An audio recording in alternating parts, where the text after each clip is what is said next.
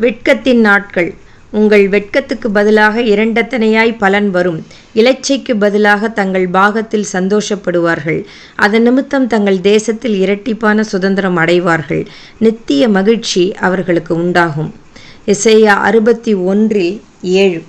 எல்லாவற்றிற்கும் ஒரு காலம் உண்டு. தாழ்வின் காலங்களை ஏற்றுக்கொள்ளும் பொழுது உயர்வின் காலங்களை காண முடியும். பிறரால் அற்பமாக எண்ணப்படும் காலங்களை பொறுமையாக சகிக்கும் பொழுதுதான் தேவனால் கனப்படுத்தப்படும் காலங்களுக்கு தகுதியாக முடியும்.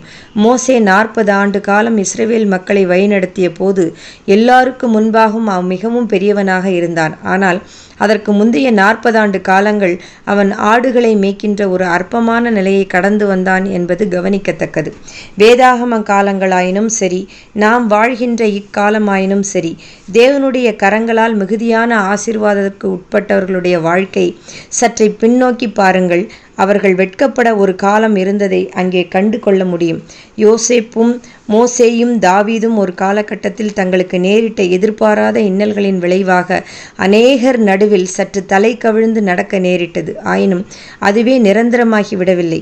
நாள் ஒன்று வந்த பொழுது வெட்கப்படுத்தப்பட்ட சூழ்நிலைகளை கண்ட அவர்கள் தேசங்களின் நடுவில் உயர்த்தப்பட்டு மற்றவர்கள் வெட்கப்படும்படியான சூழ்நிலை ஏற்பட்டது.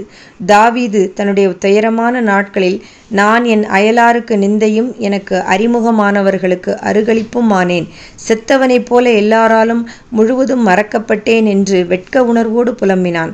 சங்கீதம் 31:11-12. ஆயினும் ஒரு நாள் என்னுடைய தலை எல்லார் நடுவிலும் உயர்த்தப்படும் என்ற விசுவாசத்தை உடையவனாயிருந்தான். சங்கீதம் 27:6.